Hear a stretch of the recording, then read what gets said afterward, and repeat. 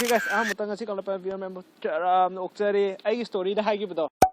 Akoi paktaba army na tatana haibiram bai haters comment gi Q&A tawda hajik tawraje ado haters comment je ilai lei tabai tare paktega ware ga songma nga ta oiba khatang kalapna ngang lai dana adugum ne hena pamjayeba sigi matang jide aduna ko haters yaroga de comment tawramo sigi makha jida ado sungchoi soidana sema age bai haters comment hangbira ijina rojit na hangakpanne yare da as yang wana broju ngai birami boy re ai haters comment jegi damakta okay hongnaba tawramne hongnam nate mathangi haters comment jina aeroplane paire mathangi haters comment pibira ijina Sunil Kumar na adudi haide ko sisakron thanda nangna hairamo haibduda haibani saunu as sijabai wari khambra ai phajana di khalle adu hu leinaba paisa do sel do adudu bok leijada bai tare aduna hingimni upai leita sining na sibe yada dana mathangi haters comment pibira ijina tobi khuman paktre chumina ing sari vlog sim ji dei pamdre ne okay shoot ari pa amani da ano fogdi mai ji da atai paktra su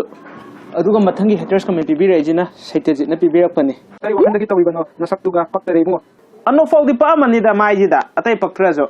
ai makha yengi ja not ithogani ko tawrija phone ni su dabdo adugini chap mane mamangi haters comment duga aduga kai mamangi haters comment da yengam dabo oiraga di ai rel wara pa ko saga macham thola ke ba aduda khudum mina tak lok thinga ko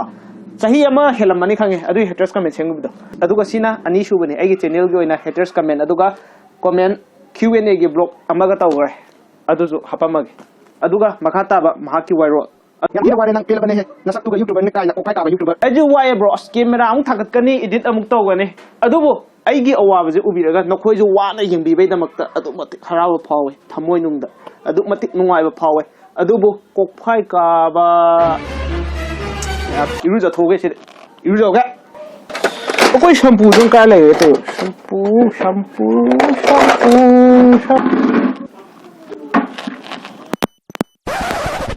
as Lera ingena 2020 kuidra do anu phajal lu jare kyan ta ai mathangi haters comment pira jin ko mingjam phajai kadai da kari laiba ge tom thin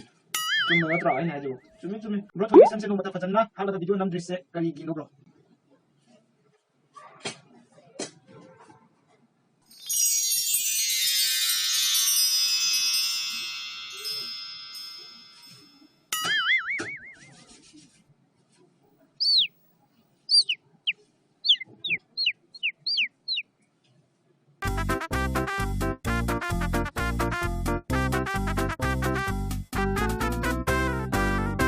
mathangi haters comment pibira ko jina Mohendra na mahang na harai je lawai macha ai na hangai identify to wangam dadana laibne ba sar macha na kamai tawi lawai macha na kamai tawi foreign macha na kamai tawi hana adubu sar macha gu majina sumaina wahai ja haina baje sar macha oira male mingonda lawai macha gu ma haina baje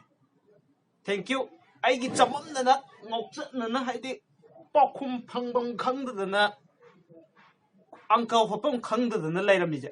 posak amadi khangan beidamakta thank you so much agi thamoi dagi amuka jo handa thagat tare sahar macha bu karamba misak noina khangan bi beidamakta thank you ada mathangi haters comment bi rakpana rosat kutchaye manyunga layo bro matao video de ngauraga tenomambi ga kolaga chaw haib nateba sije lokhatna ba thawam nate si yengna po ne si da nang phone de li adi masana tukcha taba yengo chagano aduga guys mathangi haters comment pibira isina selemba sak side tingkul phone tawde aro tingkul as phone switch off lai ne chatte aro ibom cha Alex ibom cha thingna ra ba Tinadri ơi, dim lan non cà phê gì pom tay, cái đâu là cái? As, ma cái tana da wari mà lại đi này yam lu ba ma. Oi, ado de. Đó đấy à? Thôi. Bây giờ. Nơi rom de ibom cha lak pra. Ibom cha. Ibom cha ma cái tana da ya da wari mà lại ra ba. Kang.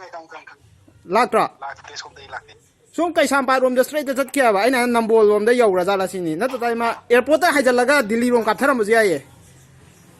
ꯑꯗꯨꯗꯤ Nang blog namhira. Nang blog namhira. Direct ꯁꯤꯗ ꯇꯧꯔꯒ ꯍꯪꯉꯒꯦ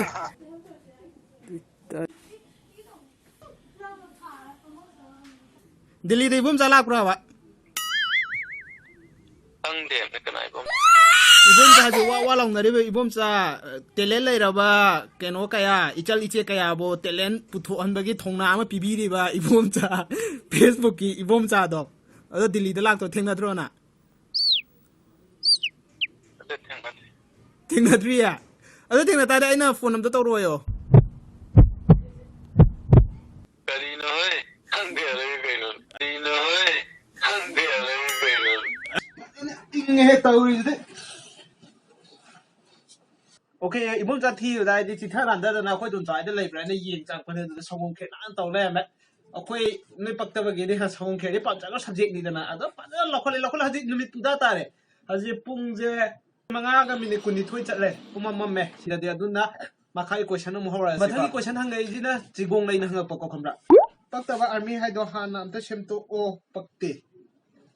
ꯑꯁ ꯌꯥꯝ ꯊꯤ ꯂꯨꯔꯤꯅꯦ ꯑꯗꯨꯁꯨ ꯄꯛꯇꯕꯒꯤ ꯄꯛꯇꯦ ꯍꯥꯏꯕꯁꯨ ꯌꯥꯗꯕ ꯄꯛꯇꯅ ꯄꯛꯏ ꯑꯃꯨꯛ ꯍꯥꯏꯔꯁꯨ ꯑꯃꯨꯛ ꯄꯛꯁꯨ ꯄꯛꯇꯅ ꯄꯛꯏ ꯑꯃꯨꯛ ꯍꯥꯏꯗꯣꯏꯕ ꯁꯤꯗꯤ ꯌꯥꯝ ꯂꯨꯔꯤꯕꯨ ꯂꯨꯔꯦ ꯐꯖꯅ ꯂꯨꯔꯦ ꯁꯤꯗꯤ ꯃꯊꯪꯒꯤ ꯑꯩꯒꯤ ꯍꯦꯇꯔꯁ ꯀꯃꯦꯟꯁꯤꯅ ꯚꯦꯂꯦꯟꯇꯤꯅꯥ ꯅꯨꯄꯤ ꯃꯥ ꯃꯇꯣꯟꯗ ꯌꯧꯔꯛꯏꯀꯣ ꯑꯗꯨꯗ ꯆꯤꯡꯈꯠꯂꯛꯄꯅꯦ ꯑꯩꯒꯤ ꯍꯦꯇꯔꯁ ꯀꯃꯦꯟꯁꯤꯗ ꯅꯨꯄꯤ ꯑꯃꯁꯨ ꯌꯥꯎꯋꯦ ꯏꯆꯜꯂ ꯏꯆꯦꯔ ꯅꯤꯅꯦꯔ ꯀꯅꯥꯅꯣꯗꯤ ꯈꯪꯗ꯭ꯔꯦ ꯏꯇꯩꯃꯔ ꯑꯗꯨꯗꯤ ꯑꯩꯁꯨ ꯍꯥꯏꯔꯛꯀꯦꯀꯣ ꯌꯥꯔꯦ ꯀꯣ ꯅꯁꯛꯇꯨꯒ ꯌꯦꯡꯅꯤꯡꯗꯔꯦ ꯆꯠꯂꯣ ꯑꯁꯥꯏꯗ ꯑꯣꯏꯔꯦꯀꯣ ꯅꯤꯅꯦ ꯆꯤꯆꯦ ꯏꯇꯩꯃ ꯏꯆꯜ ꯁꯥꯏ ꯑꯣꯏꯔꯛꯄꯁꯦꯀꯣ ꯁꯥꯏ ꯚꯦꯂꯦꯟꯇꯤꯅꯥ ꯆꯠꯄꯨꯗꯤ ꯌꯥꯝ ꯆꯠꯅꯤꯡꯉꯦ ꯑꯗꯣ ꯆꯠꯅꯕ ꯚꯔꯥ ꯂꯩꯇꯦꯅꯦ ꯁꯦꯜ ꯂꯩꯇꯦꯅꯦ ꯑꯗꯨꯒ ꯃꯊꯪꯒꯤ ꯀꯣꯏꯁꯟꯁꯤꯗꯤ ꯐꯖꯅ ꯐꯝꯃꯒ ꯍꯥꯏꯗꯔꯛꯑꯒꯦ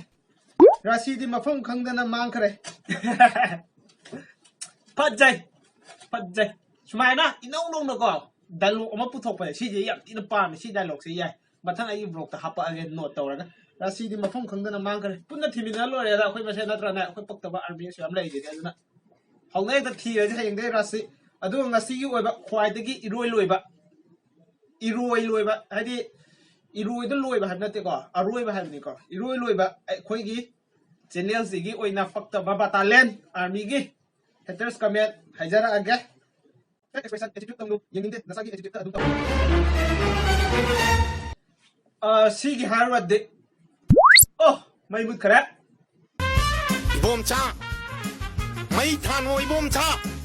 guys sida aina hainingi point kamra ateki su leite da haide nakoina ko keno ma tawge na khalaba ko keno ma tawge na ninga ba kamra mi atopagi uruno ba nakoida yengjalak pa nakoida mitarak pa ja hongna sane si loina mutawni akhoi manipur khatagi nate ko mafam khudi makta mioi bagi oiba manung jida kamra kalak pa khambandagi oiba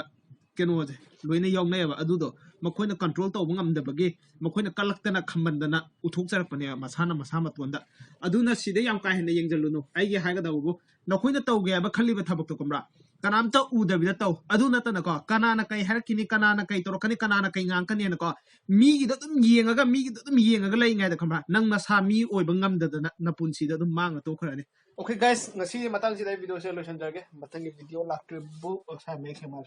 mem puna kainers bye bye sana da bakang lai pak na yai for